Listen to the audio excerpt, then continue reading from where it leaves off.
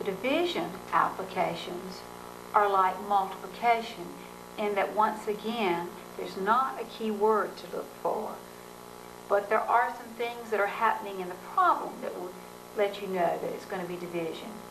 If you're asked to repeatedly subtract or repeatedly take the same amount away over and over again, then it would be division. Or if you're splitting something up. Another kind of problem that's division is if you're calculating a rate. If you're doing something like finding the number of miles driven on 1 gallon of gas, that type problem would be division. So let's look at an example.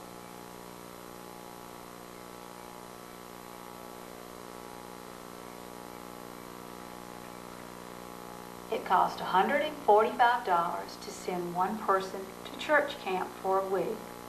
A youth group has raised $1,000 to send members to camp. How many youth will be able to go to camp with the money raised?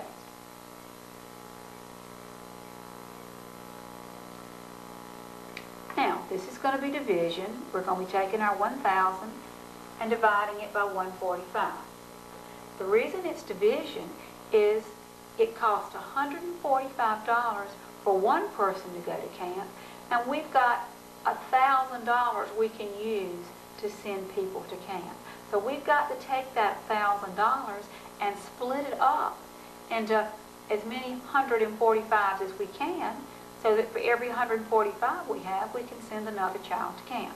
You might take the 1,000 and start subtracting 145s until you ran out of 145s. Then you could count up all of your 145s and see how many you had, and that would be how many people would go to camp. A quicker way to do that, though, is to take the 1,000 and divide it by 145. So let's do that. So we want to divide 145 into 1,000. Now, we know when we get ready to divide, our answer will have to go over this last zero, because that's the first thing that 145 will divide into. Now, the estimating here is a little tricky, because if you were estimating with the 1 and you said 1 into 10, it would go 10 times. But we know we're going to only be able to put one digit up here. So let's try multiplying 145 by 9 and see if the 9 is what we want. 9 times 5 is 5, carry our 4. 4 times 9 is 36, plus 4 is 40, carry our 4. 9 and 4 gives us 13. And that's bigger than the 1,000, so it's not going to be 9. All the carrying that we had to do made the 9 not work. Well, let's try 8.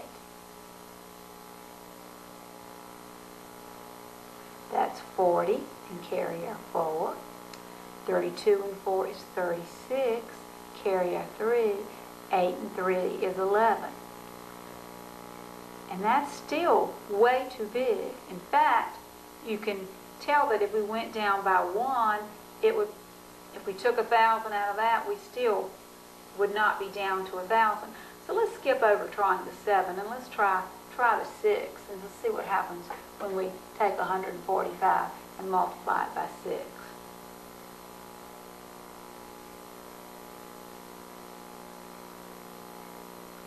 That would give us the 30, carry our 3. 24 and 3 is 27, carry our 2. 6 and 2 is 8, and that's 870.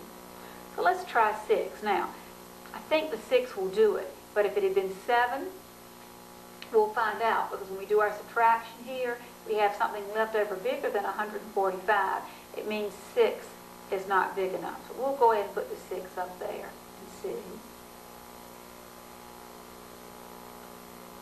And then let's subtract. 0 from 0 leaves 0. Then I have to borrow to make that a 10. So I borrow from this 10. That leaves me a 9. And I'm going to make that a 10. So 7 from 10 leaves 3. And 8 from 9 leaves 1. 130 is less than 145. So the 6 is what we want. Now, I wanted to show you that sometimes when you're estimating, you try numbers much too big to start with, and that's why I started with the 9. But if we had thought about this a few minutes, you know, we might have been better off estimating, thinking about how many 14s there are in 100, and guessing what we think that would be, and we probably then might not have started with the 9. But at any rate, once we worked with it, we found that the correct answer is 6. Now, so how many youth will be able to go to camp with the money raised? Now, this didn't come out even, but we still would need to say that we could only send 6 youth to camp.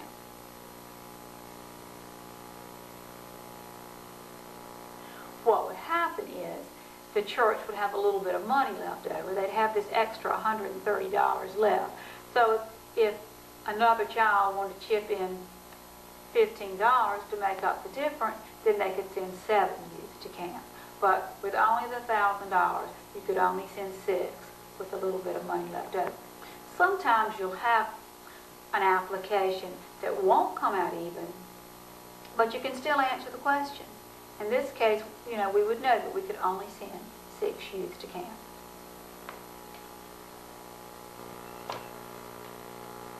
Now I'm going to give you some practice problems to do. And when you read the problem, you'll have to determine which operation to use.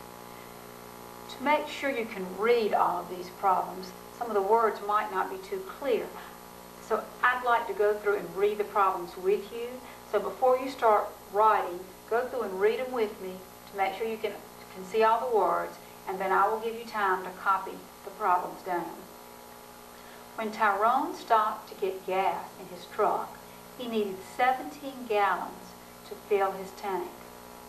If he had traveled 308 miles since he filled up last, how many miles per gallon was he getting?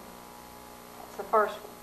The second one, in 1987, total motor vehicle registrations in British Columbia, Quebec, and Ontario were 2,175,032, 2,974,099, and 5,179,918, respectively. How many total registrations were there in the 3 provinces?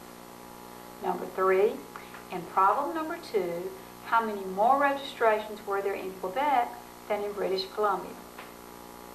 Problem number 4, a chocolate chip cookie has 75 calories. Bill was starved and ate a dozen. How many calories did he consume?